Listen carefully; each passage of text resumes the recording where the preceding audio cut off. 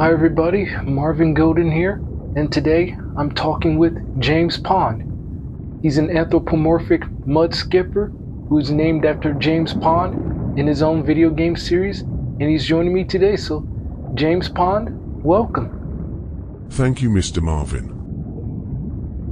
So, I always like to start conversations off by getting to know a little bit about my guest. So the first question to start this off is, where did it all start for James Pond? So for me, it all started in the United Kingdom with a man by the name of Chris Sorrell. For those who don't know who he is, he's a video game programmer who has worked on games such as Prototype, Medieval, and yours truly, James Pond. His love for video games began at the age of 11 when he got the Atari 400 computer and played games such as Donkey Kong Jr., Pole Position, Star Raiders, etc. From that day forward, he wanted to make video games. Did Chris Sorrell have other aspirations, or was video game programming the one thing he always wanted to do? To my knowledge, he didn't have other aspirations. All he wanted to do was make video games. Chris was so obsessed to the point where throughout school, he would spend endless amount of time creating small demos on the Commodore 64, hell, even all throughout the night. He even quit school early, just to work in the video game industry. That's how obsessed he was. But he quickly realized that it takes so much work to create a video game. It involves concept, coding, game engines, everything. He didn't know much about all of that yet, but he did know how to create artwork. So Chris began working in the video game industry as a graphic artist. What was the very first video game Chris Sorrell was involved in? Chris's first ever video game he was involved in was a game called Spitting Image. It is a fighting game released in 1988 or 1989 for the ZX Spectrum, Amstrad CPC, Amiga, and Commodore 64. It's based on the long-running British satirical television show that featured puppet likenesses of political figures and celebrities. He was the graphic artist for that game. He got the job when an established developer by the name of Steve Back was looking for an artist to work on Spitting Image. It just so happened that Chris was working at a computer shop one Saturday and Steve walked in. The two men talked and Steve told Chris about his next game, and that he needed somebody to do the artwork, and Chris took that chance. So when did Chris Sorrell finally get an understanding of video game developing? It was when he and Steve formed their own video game company called Vectordian Limited. Steve Back gave him his first task of converting a game called Hercules that was released for the Commodore 64 onto the Atari ST, which was later renamed Jalander, the Ultimate Challenge. Now it may not have been everybody's favorite game, but for Chris it was his favorite, because that's when everything started to click for him when it came to video game developing. Where did Chris Sorrell get the inspiration for a fish mascot? And was he a fan of the James Bond franchise, hence why he came up with the name James Pond?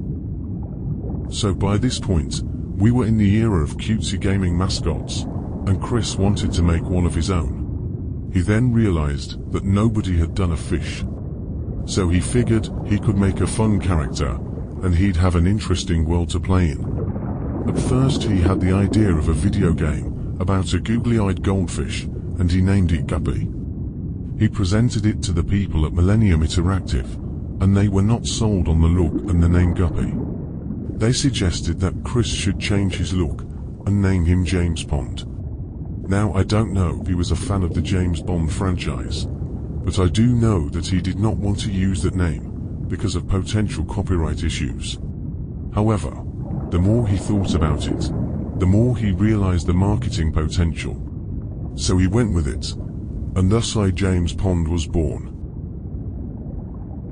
And with that came three main games: James Pond Underwater Agent, James Pond 2 codename Robocod, and James Pond 3 Operation Starfish. For those who have never heard of these games and have never played them, can you give a brief description on all three? Sure. In James Pond, underwater agent, a villain by the name of Dr. Maybe has taken over this mega-corporation called Acme Oil Company. His plan is to take over the world by filling oceans with radiation and toxic waste. So I have been hired by the British Secret Service to stop Dr. Maybe from fulfilling his evil plan. You play as me, and you must solve puzzles in 12 individual levels, each with a unique objective that is explained before the level begins. This usually involves rescuing trapped sea creatures, finding and using specific items, or performing a specific task. To kill off enemies, I blow bubbles at them, and then hit them to finish them off. In James Pond 2, codename Robocod, Dr. Maybe goes to the North Pole and takes over Santa Claus's workshop and holds his penguin workers hostage. I'm hired again to thwart him, and this time, I'm equipped with a special robotic suit that allows me to stretch my body to reach places that are normally impossible. The game is set across various themed levels, each representing different parts of the toy factory such as sporting goods, candy, and aircraft. My task in each level is to rescue two penguins and get to the exit. In James Pond 3, Operation Starfish, Dr. Maybe hears about the high-quality cheese on the moon. He travels to the moon and mines the moon for cheese in an attempt to take over the global dairy industry. This time I don't have to do this alone. I have sidekick by the name of Phineas the Frog to help me stop his plan. I can no longer use the robotic suit, but I am armed with a gun. And I can also use items scattered around levels, such as dynamite bombs, umbrellas, jetpacks, X-ray goggles, and spring shoes. This game has over 100 levels. And in each level, you must find a communications beacon and destroy it. And you also had your own Olympic sports game, the aquatic game starring James Pond and the Aquabats. Can you tell us a little bit about that and your feelings on it? I loved it. It was something different. I get to have fun playing Olympic sports with my friends F4 Frog, Cecilia the Seal, Freddy Starfish, and Mark the Shark. In aquatic games, there are 8 events you can play.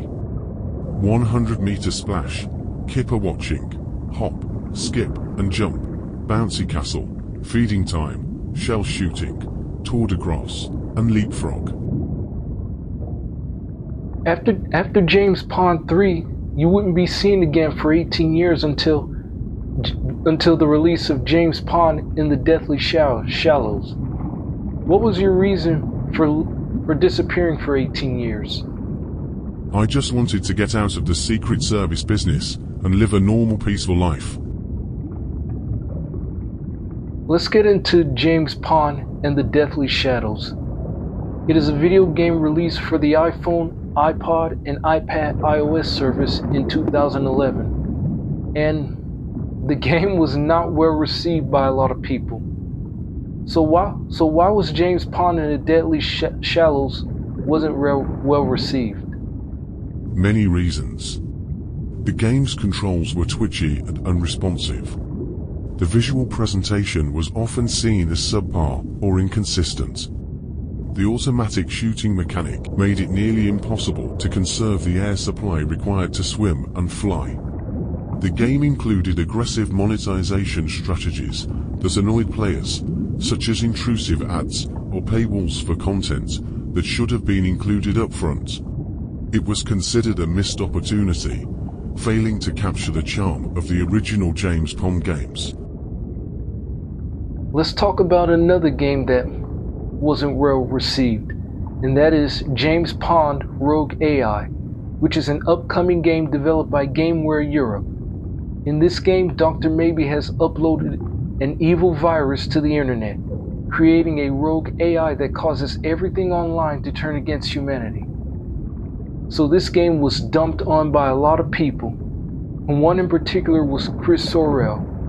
In fact, I'll read to you what he had to say about this game. He said, and I quote, "I hate almost everything they do with a passion. All the more so since they duped me into being part of their shambolic Kickstarter campaign all those years back, and I stupidly allowed my name to become associated with their bottom-feeding enterprise. Frankly, the only way that GameWare shocks me these days is by doing something that demonstrates even the tiniest shred of integrity or creativity. For example, their first video from the new game showed James Pond using a massively extending suit with a fully twisting body bending around the level. It looks like fun, or at least could be, in the hands of a capable level designer who probably doesn't work for GameWare, but at least it seems like someone with a degree of talent was involved in its creation. Unfortunately, everything they've shown seems far more expected, and yet another warmed over rehash of a 34-year-old game that somehow makes it look like 30 years of tech progress never happened. And of course, the fact that they're promoting it with lazy AI-generated bullshit. Well, what could be more on brand? End quote. There you go, James Pond. Those were Chris Sorrell's thoughts about the game. What are your thoughts? I couldn't agree more with everything he said. I didn't like it either. So what can GameWare Europe do to rectify the backlash surrounding James Pond Rogue AI? Well, if they really want this game to succeed, they can start by apologizing to Chris Sorrell and the fans for ruining the franchise. Then, they need to cease using AI-generated imagery on social media and marketing materials, and go back to human-made art and developing that captures the quirky charm of the original James Pond games. One that brings back old fans and attracts new fans. If they do that, maybe, just maybe, James Pond Rogue AI could be a hit. Let's say if James Pond Rogue AI does well, would you be up to do another video game? Here's the deal. And this goes for everybody listening or watching this interview. And this doesn't have to pertain to just video games. If you want to make a video game, a movie, or a cartoon about me, I will only do it if Chris Sorrell is involved. There is nobody that knows me better than him. Whatever story you have in mind for your video game, movie, or cartoon starring me, you must pitch it to him. If he doesn't like it, you might as well drop it and leave me alone. Because the last thing I want is for my legacy to be tarnished. And to wrap this up, what does the future hold for James Pond? That all depends on how well James Pond Rogue AI does when it's officially released.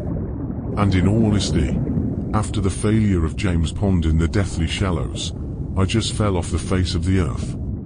I didn't want to do anything else. The only reason why I agreed to do this upcoming game is because the creators wanted to revitalize the franchise, and the fans believed them and got behind it. So I agreed to do it. Like I said, if they fix the issues, the game might have a chance of becoming a hit. If they don't, then they will continue to deal with the backlash, and I will go away and stay away for good.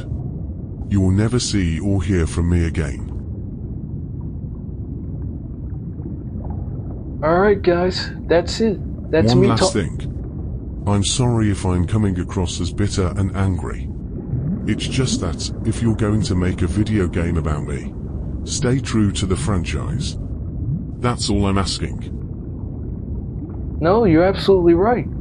If you cannot make it as good, if not better, than the original, leave it alone. Simple as that. Well guys, that concludes my interview with James Pond. This is Marvin Golden. Catch you on the next video. James Pond, thank you for stopping by. My pleasure, Mr. Marvin.